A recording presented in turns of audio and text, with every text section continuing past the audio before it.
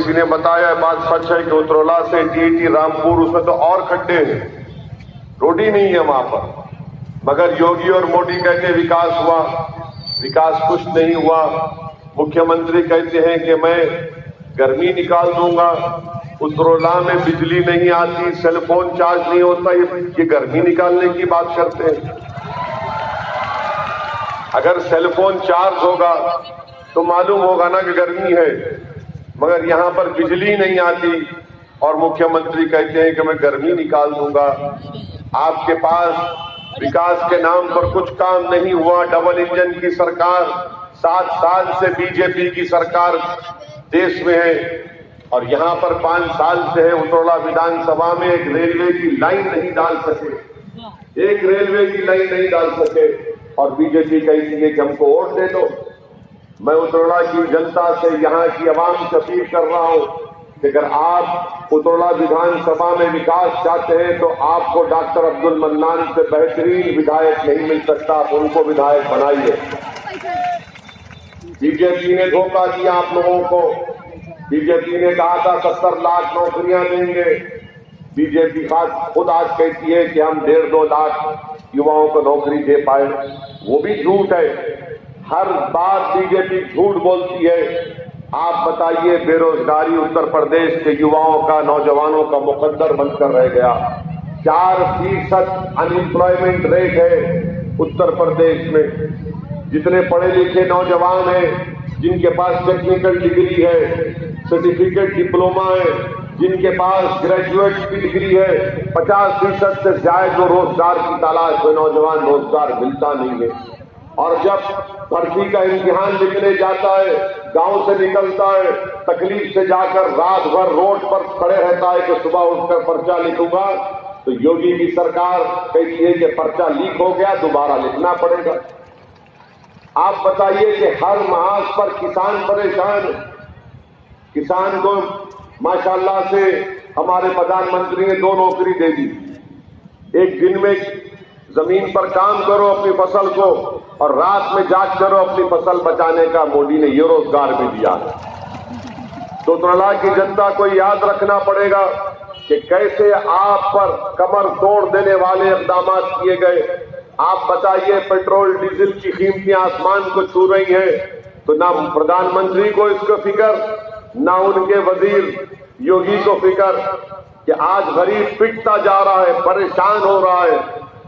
सरसों के तेल की कीमतों में इजाफा हो चुका है और कहते हैं कि हमने गरीबों को राशन दिया। अरे 600 रुपए का राशन देकर आप उसी महिला से कह रहे हैं कि 1400 रुपए का गैस का सिलेंडर खरीदो बहन जी। मैंने फिर क्या फायदा होगा गरीब को। और हद तो ये हो गई कि भारत के प्रधानमंत्री कह रहे हैं कि मुझे भारत के प्रधानमंत्री कह रहे हैं कि उत्तर प्रदेश की जनता हमको इसलिए वोट देगी क्योंकि उन्होंने मोदी का नमक खाया। देश के प्रधानमंत्री, ना आपने, ना आपके परिवार ने, ना ओवैसी ने, ना उत्तर प्रदेश की जनता ने आपका नमक नहीं खाया। हम अगर किसी का नमक खाते आए और खाते रहेंगे तो देश का, वतन का, भारत का नमक हमने खाया। ये मुल्क का वजीर आजम है, इतना गुरूर और तकब्बुर में, अहंकार में डूब चुका है कि अपने आप को चौकीदार नहीं समझ रहा है, बादशाह सलामत समझ रहा है। याद होगा आपको कि चौकीदार कहते थे, अब चौकीदार बोल रहा मेरा नमक। अरे चौकीदार तो मालिक का नमक खाता है ना, और मालिक कौन है? आप है, देश है। तो आज प्रधानमंत्री गुरूर और तकब्बुर में, अहंकार में डूबकर इस तरह की बात करते हैं। और प्रधानमंत्री को 5 साल के बाद उत्तर प्रदेश में सांड नजर आया। इनको सांड अब नजर आया। अब कह रहे हैं कि 10 मार्च के बाद हम सांड का मसला हल कर देंगे। युवाओं को नौकरी नहीं दी तो प्रधानमंत्री कह रहे हैं कि नौकरी की जरूरत नहीं है, तुम्हारी पढ़ाई सब बेकार गई, तुम गोबर लो और उससे पैसे कमाओ। योगी आदित्यनाथ कह रहे कि मैं चुनाव के बाद 10 मार्च के बाद एक सांड के लिए 900 रुपये दूंगा। आप बताइए कि उत्तर प्रदेश में जो विकलांग है उसको महाना पेंशन मिलता है 1000 रुपये। जिसका बेटा, जिसका भाई, जिसका पिता, जिसकी मां, जिसकी पत्नी विकलांग होंगी, वो सुनकर कितनी तकलीफ नहीं होंगी। कि जानवर को 900 रुपये और इंसान को 1000 रुपये बीजेपी की सरकार दे रही है। और बात करती है बीजेपी भारत से मोहब्बत की। हम मोहब्बत करते रहे, कौन सी मोहब्बत? तुम तो इंसानों से मोहब्बत नहीं करते, तुम तो 4 चांद के जानवरों से मोहब्बत करते। तो उन्हीं से वोट मांग लो 3 तारीख को, उन्हीं से कह दो कि जाकर तुमको वोट दे दे। मेरे अजीज दोस्तों और बुजुर्गों, ये बीजेपी के कारनामे हैं और हम आपसे अपील करने आए हैं कि आप 3 तारीख के दिन मुत्तहदा तौर पर अपने वोट का इस्तेमाल करेंगे तो यहां से बीजेपी की शिकस्त होगी, बीजेपी सीट को हारेगी। और जिस विधानसभा में बीजेपी का मुकाबला डॉक्टर अब्दुल मन्नान से हो रहा है, इस बात को जहन नशीन कर लीजिए।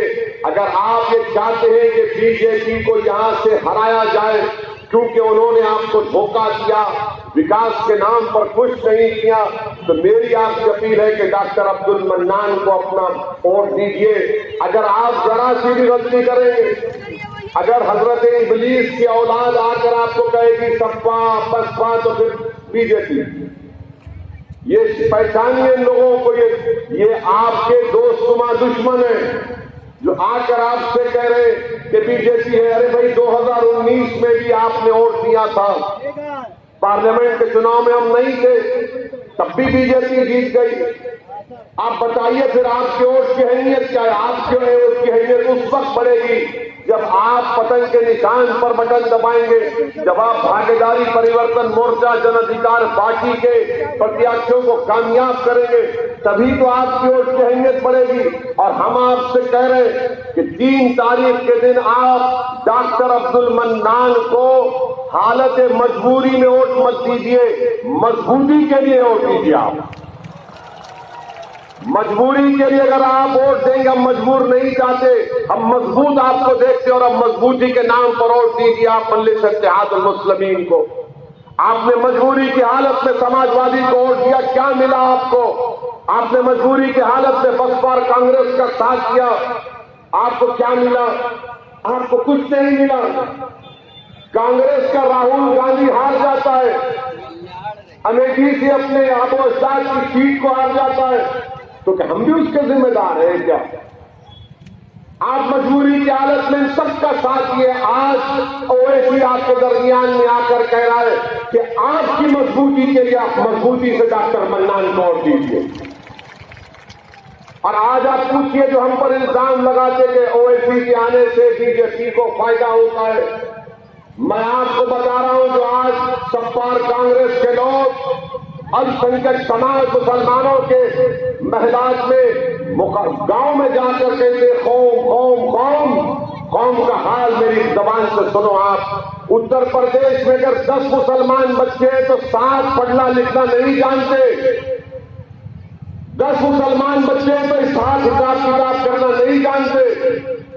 अगर 10 बच्चे हैं तो उसमें अगर 10 है तो उसमें सिर्फ 1 हाई स्कूल मुकम्मल करता है।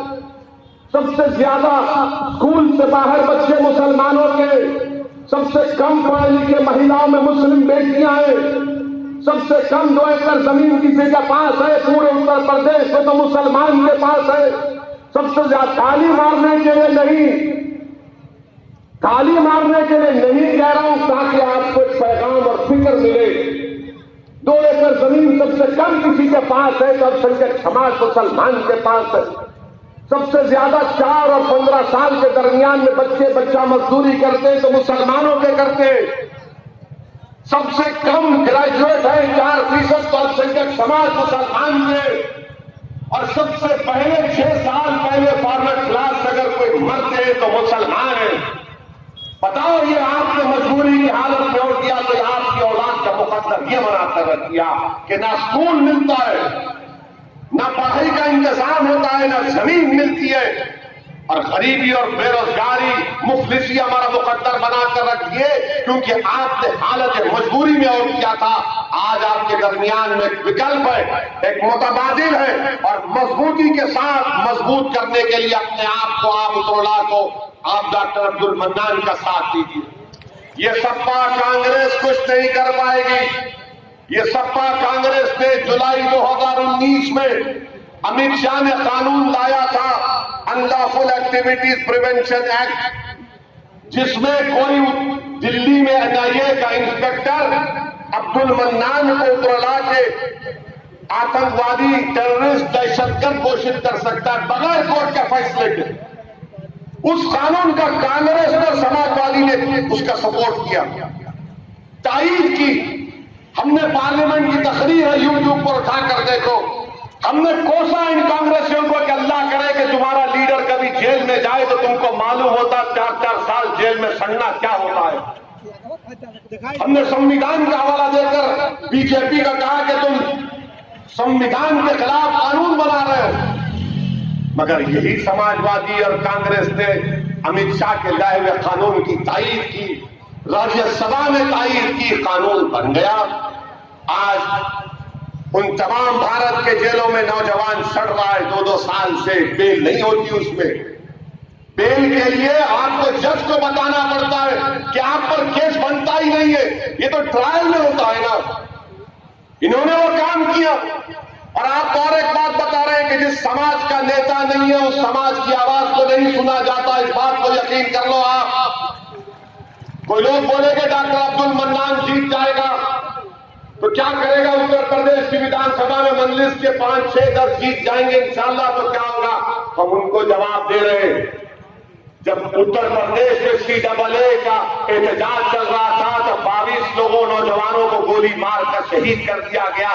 किसी एक मुस्लिम विधायक ने सपा के बसपा के उत्तर प्रदेश की विधानसभा में आवाज उठाई? बताओ अगर की तो बताओ, एक आवाज नहीं उठाई।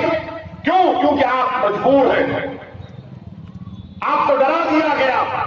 आपके वोट की अहमियत, आपकी आवाज उत्तर प्रदेश की विधानसभा में तब गूंजेगी, जालिमों के जुल्म के खिलाफ उठेगी, हक के लिए उठेगी, आपके बच्चों के और अपनी बेटियों के मान सम्मान के लिए, जब डॉक्टर अब्दुल मन्नान को अपने यहां से विधायक बनाकर हो जाएंगे। और हम आपको बता रहे हैं, इसी विधानसभा उतरला के नवाब मलिक का नाम सुना आपने, महाराष्ट्र के मंत्री हैं, उनको जेल में डाल दिया गया। उन्हीं का डिप्टी सीएम, उनकी राष्ट्रवादी कांग्रेस का डिप्टी सीएम है, उस पर नरेंद्र मोदी ने अपनी तकरीर में कहा कि अजित पवार के ऊपर 3000 करोड़ का इसने स्कैंडल किया। वो बाहर है, नवाब मलिक जेल में क्यों है? कोई नेता नहीं है। आजम खान मंत्री थे, अखिलेश मुख्यमंत्री थे, मानते इस बात को? मुख्यमंत्री बाहर है और आजम जेल में। क्यों आजम जेल में? क्योंकि उन्होंने अपने मंत्रालय में 10 लोगों का तकर्रुर किया। मुख्यमंत्री तो राजा हरिश्चंद्र के जानशीन है, दूध के धुले हुए, मलाई भी खा लिए, दही भी खा लिए, दूध भी पी लिए, भैंस को भी घर को लेके चले गए, मगर आजम जेल में। क्यों जेल में? क्योंकि आवाज नहीं है।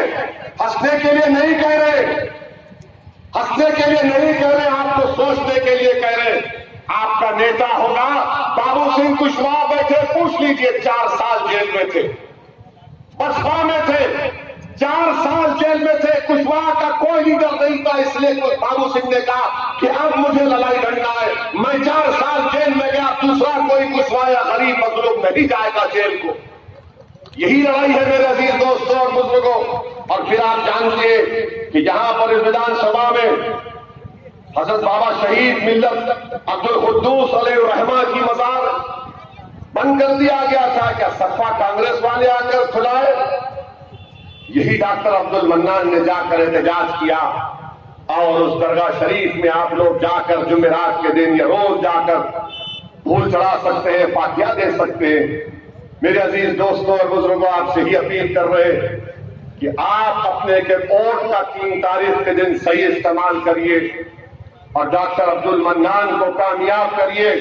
हालत मजबूरी में अपने वोट का इस्तेमाल मत करिए, मजबूती के लिए अपने वोट का इस्तेमाल करिए, ताकि आपकी आवाज उत्तर प्रदेश के विधानसभा में गूंजे। और मैं यहां पर आता था, आया हूं और आता रहूंगा इंशाअल्लाह ताला। डॉक्टर साहब ने कहा कि 6ठी मर्तबा उतरौला को आए, डॉक्टर साहब ये आपने बड़ी मुझे शर्मिंदा कर दिया, मुझे गैर साबित करने की कोशिश कर रहे डॉक्टर अब्दुल मन्नान। अगर मैं आपके पास नहीं जाऊंगा तो किसके पास जाऊंगा बताओ? किसके पास जाऊंगा बताओ? अब आप ही तो बचे हैं ना, बाकी तो सब अपने दरवाजों को बंद करके तमाशा देख रहे हैं हमारी बर्बादी का। कम से कम अपने दिल के दरवाजों को खुला रखो ताकि दीवाना आए तुम्हारे दिल पर दस्तक दे सके। बस मेरे अजीज दोस्तों और बुजुर्गों, आपसे ये अपील करने आए हैं कि 3 तारीख के दिन उतरला की फिजाओं में सिर्फ पतंग नजर आना इंशाअल्लाह। बीजेपी को हराएंगे, डॉक्टर मन्नान को कामयाब करेंगे, बीजेपी को हराएंगे, डॉक्टर मन्नान को कामयाब करेंगे। डरना नहीं मेरे भाई, डरिए मत। और जब डर थोड़ा इंसानी फितरत है, डर हो जाता है। इब्लीस के एजेंट बहुत है, डराते हैं मोदी योगी का नाम लेके। मेरे अजीज दोस्तों और बुजुर्गों, ताइफ को याद रखो, ओहद को याद रखो, मुवत्ता को याद रखो और करबला को याद रखो। याद रखो इन चीजों को, और याद रखो उस फरमान को जब कमली वाले ने कहा कि मुझसे ज्यादा किसी को नहीं सताया गया और मेरे बाद किसी को इतना नहीं सताया जाएगा। अपने हिम्मत को बुलंद रखो, तवक्कल करो रब्बे करीम पर, अपने फैसलों को एतमाद से लीजिए। और अगर डर होगा तो उस कर्नाटका की बच्ची को मलवाइयों ने घेर लिया था, उसने क्या नारा लगाया था? क्या नारा लगाया था?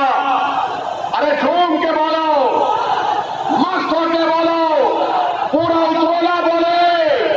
अस्सलाम वालेकुम व रहमतुल्लाहि व बरकातहू।